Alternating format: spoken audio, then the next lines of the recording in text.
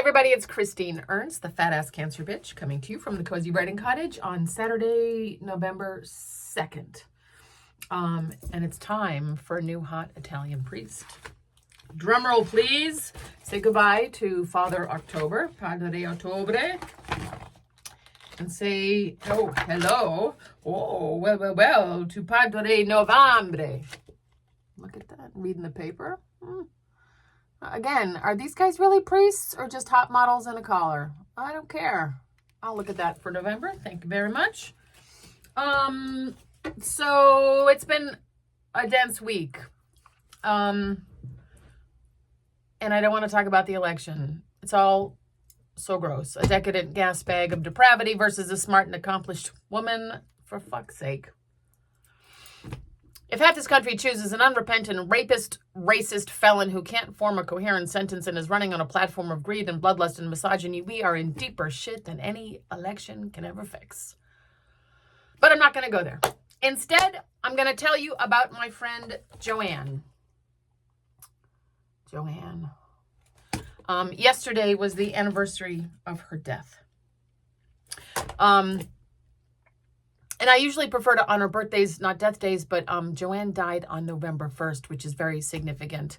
All Souls, the Celtic observation of Samhain, the day of the white-haired goddess, the crone, the day when the crone takes the reins of the world, which actually is sort of election-related. But Joanne herself was a white-haired goddess. She was a woman, an artist. I revered her art, her aesthetic, her philosophy, her wardrobe of gray and beige cashmere. Part painter, part theologian, part fashion icon. I have so many stories to tell you about Joanne. How she didn't pick up a paintbrush until she was 56, having doodled in the margins her whole life. How she was devoted to the Irish legend of the hag, the Cailleach Beara, the mythic crone goddess who made the land and took care of its peoples. How she went and lived and painted and almost died in Ireland. How her dad gave her a prophetic message. How she always had a little wooden bowl of chocolate-covered almonds on the kitchen counter in that wonderful house. I wish you had known her. So many stories. But I will share this one. On the Sunday, 2 weeks before you leave us, Joanne, Marnie and I crawl into bed with you. We cry together. We laugh at the grand joke, the blunder of the universe. What the hell, we say. This is crap, you say. I rub your feet. You describe the rough bundle of your anger, how you left it in a heap on the ground. You are on a new path now, and that thing was a great weight. And you show us your sketchbook, the twiggy, wild-haired women in sturdy shoes, your middle-of-the-night notebook, and the sentence to your poet friend in Ireland. You meant to ask to use his poems, but you wrote bones instead. Same difference. We reason. We talk about the hag, her story, your story of seeking her, the story you will not finish. So you charge us with the telling. On the Sunday, 1 week before you leave us, we gather a hag circle around you, 30 women at least, smashed into the church of your bedroom. You might be the shrine stone herself, the Cailleach Beara. You are diminished, but the silence in this sacred space is such that we receive every word. You give us once more your father's dying prophecy. 100 women will push open the gate. You remind us of our responsibility to this message. You speak, we listen, we breathe with you. We don't want to tire you, but we hate to leave. And no one really knows the protocol for such a gathering. But then dear Verna faints. You chuckle at this, the release, and the circle is broken. On the Monday, before you leave us, Joanne, I drive down Route 6A in the gloaming paper bag on the seat. I bring real Irish mead. At least the guy at the liquor store said it was real Irish mead. Marjorie is there. We laugh about your pillowcase, a repurposed cashmere sweater, and your blanket, likewise gray alpaca, black merino stitched together with fat thread, a hag's shawl you have made for yourself. You are a queen. We sip the honey wine together. It's awful. From earthenware cups, toasting you. Toasting the ingenuity of hags. I kiss your feet tonight, Joanne, understanding the time is very short. On the Thursday before you leave us, I am cleaning in my sadness, needing a task, any task, purging the stacks and piles, paper clutter, hoarded scraps. I open an old journal before it goes to recycling, and there on the page is a poem for you that I wrote 5 years ago when you and Charlie rented the pink house in Ireland. I tear it out and take it and leave. I drive too fast. The weather has cleared. The day glitters with wet leaves. Your leaving time is too near. Precious space with your family. So I might just stand on your front lawn and read it. But the front door is open. I see straight through to your bedroom, through the window beyond to the sea. The same water that laps the shore in Kula Bay. Jennifer nods. You've come to say goodbye, she says. I kneel next to your bed. Oh, fuck. And tell you I found a poem.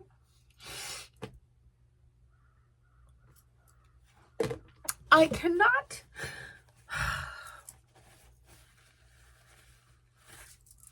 I cannot do better work in this world than read this poem to you, Joanne. You understand. You nod and smile. And I read this.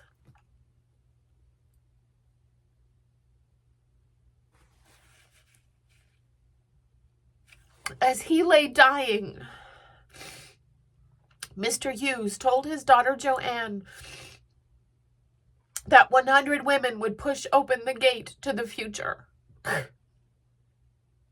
Didn't I say I wasn't going to talk about the election? Fuck. Mr. Hughes told his daughter Joanne that 100 women would push open the gate to the future. Such a statement for her old dad to make. But he told exactly the right person. His Joanne in her plain linen flax homespun, in her socks and Birkenstock sensibility, in her straight-talking floppy hat, look you in the eye and nod silently way about her. She received his message. She wrote it. She painted it. She packed it up and took it to Ireland, trudged it across the shale, the peat, the rocky heath, down the Kilcatherine Road, delivered it to the great hag herself. Cailleach Beara, I have news. 100 women will push open the gate. Freckly hag, glorious hag, girl, a prophet from the west on Irish earth to meet her ancestors, to speak to the great mother on our behalf. Joanne peering out the upstairs window of the pink house, scanning the horizon for silhouettes of wild-haired women in sturdy shoes, women dancing. The land, the rocks, ring with their singing. She joined them. Joanne standing on the ground, the shoulders, the bones of her 4 women. She communed with the 100 gone before her, made safer the way for the 100 still to be born. Joanne met the hag and brought her home to us.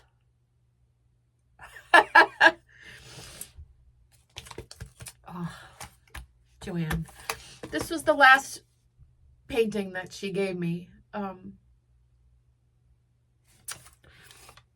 it's of a woman, I'm sure in beige and black cashmere, strewing hearts about the land. Sowing peace, I expect. Well, put that in your pipe and smoke it. What times we are living in, right? I hope you're well. Maybe you picked up something late in life. Pick up a paintbrush this weekend. Have you been doodling in the margins all your life too? Oh. Go eat some chocolate-covered almonds. Go for a good tromp on the beach. Talk to your ancestors. We need their energy now. Thanks so much for tuning in. I'll see you next week. You are beloved. Come as you are. Go vote.